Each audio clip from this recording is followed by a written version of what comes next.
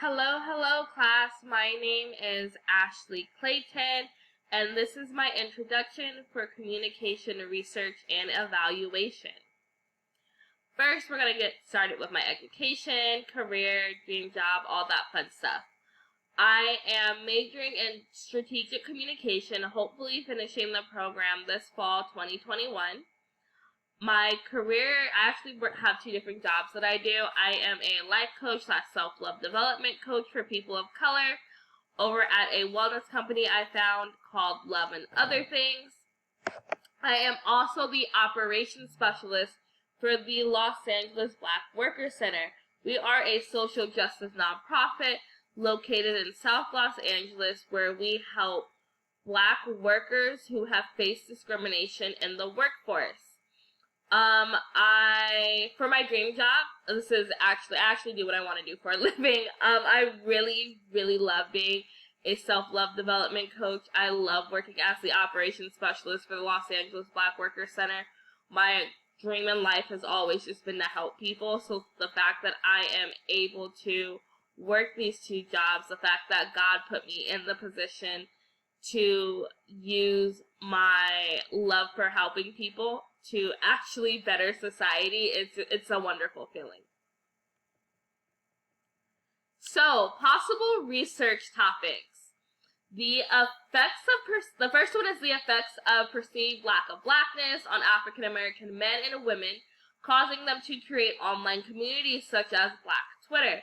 And so with this topic, I want to focus on code switching and how when the ability to turn off our professional voice so that we can now feel more comfortable in our own beings on social media. And so that's one of the reasons I believe Black Twitter was created, so that Black people can have a sense of community online, especially those who are consistently living in a state of code switching. So I really want to analyze code switching and Black Twitter. My second topic is an analysis on the effects of social media on social interactions between peers offline. And so with this topic, I want to focus on the negative interactions that people have online, kind of like this mean girl syndrome or these cyberbullies, and see if these interactions are also apparent in their everyday lives, or are these just online personas.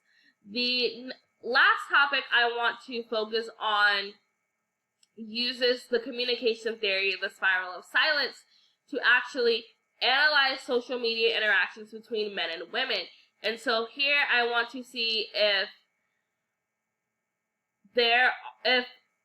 men and women who have positive dating experiences and positive experience with the opposite gender are silenced due to the spiral of silence by the people who have such negative views on it. So these are the people that say, like, all men are trash after dates, or all women just want to use men for is to take them on dates so they can have a free dinner.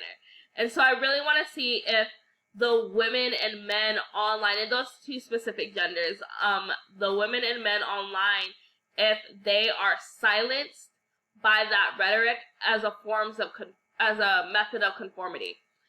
And I would really love any opinions you guys have on these topics.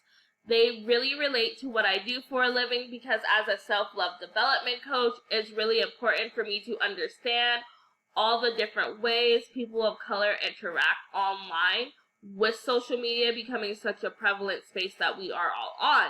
And so it's really important to understand how Instagram, Twitter, Facebook, and Clubhouse, any other social media sites that tend to pop up, how they affect our psyche.